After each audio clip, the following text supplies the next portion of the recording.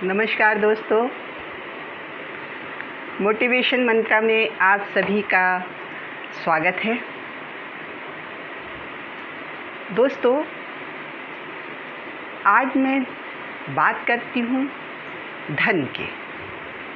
धन के 3 प्रयोग होते हैं और यदि उसका भोग नहीं हो रहा है, दान नहीं हो रहा है, तो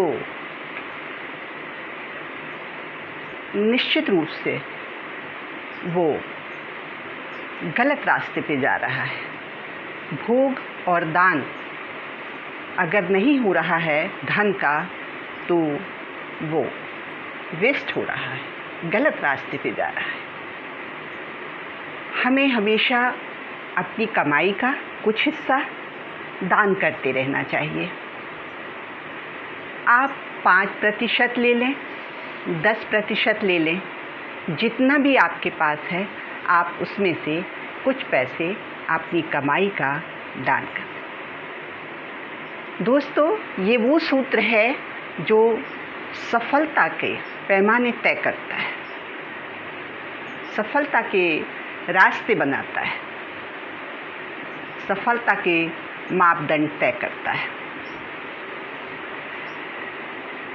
तो भोग और दान ज़रूरी है।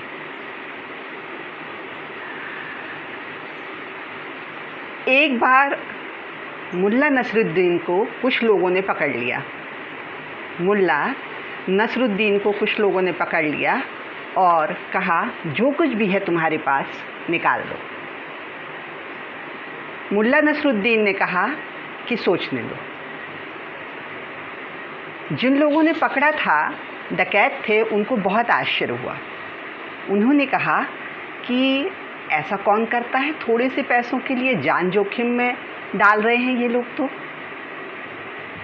बोले, मैं तो ब्रह्मज्ञानी हूँ, मैं बिना कुछ सोचे काम करता नहीं हूँ।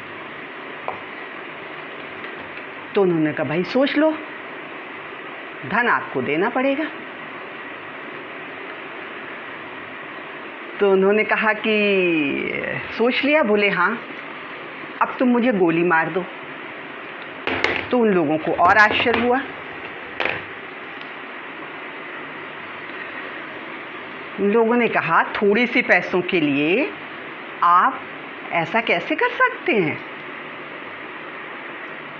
अरे भाई, ये जान को जोखिम में डालना कितनी बड़ी बात है। तो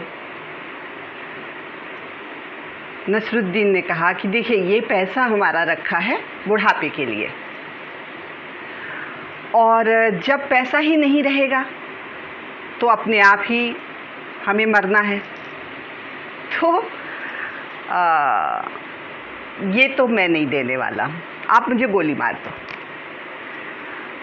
कहते हैं कि वो लुटेरे भाग खड़े हुए, भाग ही गए, क्योंकि उन्हें लगा कि ये तो ऑलरेडी मरा हुआ है, इसको क्या मारना।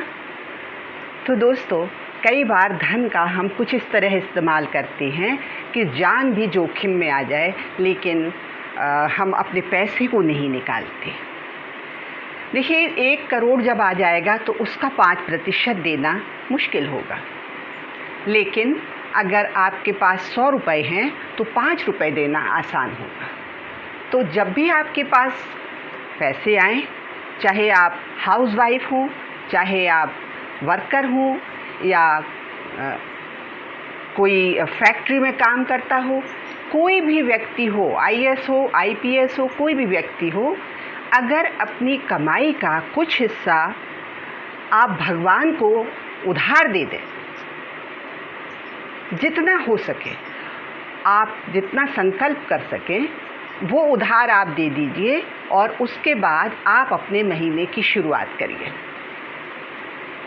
दोस्तों, उस उधार के पैसे से आप परोपकार का काम कर सकते हैं। ज़रूरत पड़ने से उस पैसे को आप ले सकते हैं, लेकिन महीने में कुछ पैसा आप दीजिए, वो पैसा बढ़ कर के 10 गुना आपके पास आएगा ही आएगा। ये मेरा दावा है। जो कुछ आप देते हैं, चाहे आप धन दें, ज्ञान दें या व्यवहार करें, वो 10% लौट कर आपके पास ब्याज सहित वापस आएगा। तो आप ये काम ज़रूर करें। कुछ पैसा दान के लिए रखें, ज़रूरतमंदों के लिए रखें, आवश्यक व्यक्तियों की सेवा के लिए रखें। कुछ ऐसे रिश्तेदार होते हैं जिनका बच्चा प्रतिभाशाली होता है, किसी फीस के कारण या किसी कारण उसका मार्ग अवरुद्ध हो रहा है, तो आप उसको सहयोग कर सकते हैं। और जब जब ऐसा हुआ है, किया है लोगों ने, उसका उनको प्रतिफल मिला ही है। तो दोस्तों, ये ज़रूर करना चाहिए। एक व्यक्ति है जिसका नाम था दानचंद। वास्तव में वो दान नहीं, दानचंद नाम था उनका, लेकिन वो दान महाकंजूस था। तो उसकी पत्नी ने कहा, दानचंद, हमारी इतनी उम्र हो गई है, अब हमें कुछ दान करना चाहिए। हम इस पड़ाव पर आ गए हैं कि पता नहीं कब हमें ईश्वर बुला ले, तो हमें कुछ दान भी करना चाहिए। इस लोक में हमने बहुत कुछ किया, अब अगले की तैयारी हमें करना चाहिए। तो दानचंद ने कहा, क्या करूं मैं, मुझसे दान नहीं होता है, मैं क्या करूं? तू मुझे समझाती है, बहुत बार बताती है, लेकिन मुझसे दान नहीं होता है। तो उन्होंने कहा कि अरे भाई, तो गंगा ही नहाओ। मेरे प्यारे दोस्त, ये मैं आपको बता दूं कि महिलाओं का परिवार में एक अहम रोल होता है। निश्चित रूप से आपको ऐसा लगेगा कि पुरुष नहीं सुनते हैं, लेकिन आपकी कही हुई बात पर वो मनन ज़रूर करते हैं। बहुत दिनों तक उसने सोचा और उसके बाद ये फैसला किया कि हाँ, मुझे दान मैं नहीं करता हूँ, तो मुझे गंगा जी जाना चाहिए। और वो शॉर्टकट रास्ता ढूंढते हुए पैदल ही गंगा जी की तरफ रवाना हो गया। दोस्तों, पैसा खर्च ना हो, इसलिए वो जहाँ पर दाह संस्कार होता था वहाँ पहुँचा। बजाय सीढ़ियों के वो वहाँ जा कर के उसने सोचा, यहाँ मैं स्नान कर लूँगा। और वो वहाँ स्नान करने के लिए गंगा जी में उतर गया। थोड़ी देर में आवाज़ आई, यजमान की जय हो। वो डुबकी लगा रहा था, उछल के बाहर आ गया। उसने कहा, कौन है? बोले, मैं ही हूँ, पंडा हूँ और मैं दान लेता हूँ। वैसे तो मैं रोज़ आता नहीं हूँ, कभी कभी आता हूँ वर्ष में, और यहाँ पर जो लोग आते हैं वो मुझे साल साल भर के लिए पैसे दे जाते हैं। तो बोले, लेकिन मैं तो नहीं दूंगा। बोले कि अरे चलो, महीने भर का दे दो, आप साल भर का मत दो, महीने भर का दे दो। तो उन्होंने कहा, नहीं, मैं तो महीने भर का भी नहीं दूंगा। बोले, अरे कुछ तो दे दो, अब इतने दूर से मैं आया हूँ, ब्राह्मण हूँ, भूखा प्यासा हूँ, भगवान आपका भला करेगा, कुछ तो दीजिए। थोड़ा सोचता रहा, फिर बोला, अच्छा चलो 1% दे दूंगा। पंडा बोला, 1% ही दे दो, दे तो कुछ। तो वो कहने लगा कि वो भी अभी नहीं दूंगा, उधार है। पंडा ने अपने सिर पे हाथ नहीं मारा, चल उधार ही सही। अब वो नहा धो के पैदल ही 12 किलोमीटर गया, 12 किलोमीटर आया और पैदल ही अपने घर पहुंच गया। इतना कंजूस, निपट कंजूस। जब वो घर पर पहुंचा तो उसकी हालत ख़राब हो रही थी, 24 किलोमीटर चलना, और आके लेट गया। उसकी पत्नी ने कहा, सब ठीक है? बोले, हाँ सब ठीक है, गंगा नहाया, पैसा भी नहीं खर्च हुआ। उसकी पत्नी ने कहा, हद हो गई, गए थे तो कुछ दान ही कराते। थोड़ी देर में आवाज़ आई, यजमान की जय हो। तो उनकी पत्नी ने कहा, कौन आया है इस टाइम? जाकर देखा तो बोले कि वो यजमान हमारे यहीं रहते हैं, वो हमको कुछ देने के लिए कहे आए थे। उसने आके बताया, उसने कहा तुम कुछ देने के लिए बोल के आए थे क्या? उसने कहा बोल दो, मैं बीमार हो गया। और फिर उसने अपना पूरा वाकया बताया अपनी पत्नी को कि किस तरह एक पंडा हमारे पीछे पड़ गया है और हमसे पैसा लेना चाहता है।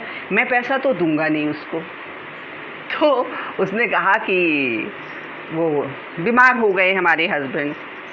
बोले अरे अरे अरे अरे, बीमार हो गए हैं हमारे जजमान, अब तो मैं कहीं जा ही नहीं सकता हूँ, अब तो मैं यहीं बैठूँगा। क्योंकि कोई व्यक्ति बीमार हो तो एक औपचारिकता भी होती है कि ऐसे में महिला अकेली है तो उसको छोड़कर हम कैसे जा सकते हैं। अब वो जाने का नाम ही ना ले। थोड़ी देर में फिर आवाज़ आई, जजमान की जय हो। बोले भैया जाके अब बताओ, अब तबीयत थोड़ी ठीक हो गई होगी, शाम हो गई अब। तो बोले अरे तुम जाके बोल दो मैं मर गया। जैसे ही उसने कहा कि मैं मर गया, वो तो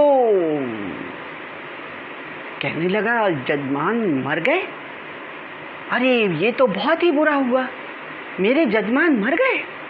उसने कुछ कहा जाए, उसकी पत्नी कुछ कहे, इसके पहले ही वो पूरे गांव को सूचना दे के आ गए कि जजमान हमारे ख़त्म हो गए हैं, आप सब आइए। उनकी पत्नी अकेली है और उन्हें गंगा जी ले जाना पड़ेगा रात होने से पहले। अब पूरा गांव इकट्ठा हो गया। आपको आश्चर्य होगा कि वो ऐसी स्थिति में बंध गया, लेकिन उसने ये पैसे देना गवारा नहीं। गांव वालों ने उसे बांध लिया और ले जाने लगे। अब उसकी पत्नी चिल्लाने लगी, रोने लगी, अरे वो मरे नहीं हैं, अरे वो मरे नहीं हैं। अब गांव वाले उसे सांत्वना देने लगे, ऐसा होता है, प्यार है, ज़िंदगी भर की मोहब्बत है, ऐसा तो होता ही है। और आप समझाने लगी, महिलाएं पकड़ने लगी और उसके बाद उसे गंगा जी ले गए। अब पंडा ने कहा कि मैं अपने जजमान के कान में कुछ कहना चाहता हूँ। तो लोगों ने कहा कि आखिरी है हुजूर, कह लो जो भी कहना है, और अब तो विदाई करना ही है। तो कान में जाकर पंडा ने कहा कि आए हैं बैकुंठ से तुझसे नाता जोड़, मैं भगवान हूँ, मैं ऊपर से आया हूँ, तुझसे नाता मैंने जोड़ा है, अब तू उठ जा, तू उठ जा, तू मुझे दान मत दे, लेकिन तुझे क्या चाहिए मुझे बता। उसने थोड़ी सी आँख खोली और देखा और तुरंत आँख फिर बंद कर ली। उसने कहा ये तो वही पंडा है। तो भगवान ने उससे कहा कि मैं तुझसे कुछ नहीं मांग रहा हूँ और अब तू उठ जा। बोले आप जाइए, और बोले तुझे क्या चाहिए? तो कह रहा है कि मेरा जो 1 टका मैंने आपको देने का प्रॉमिस किया है वो टका छोड़ दो और जाओ। बोले अगर कुछ चाहिए हो तो मैं तुम्हें देने को तैयार हूँ, क्योंकि दुनिया मुझसे हारी है लेकिन मैं तुझसे हार गया हूँ। इतना कंजूस। तो तू अगर कुछ मांगना चाहे तो मांग ले। कहने लगे मुझे तो बख्श दो, मुझे कुछ नहीं चाहिए, मेरा टका छोड़ दो और जाओ।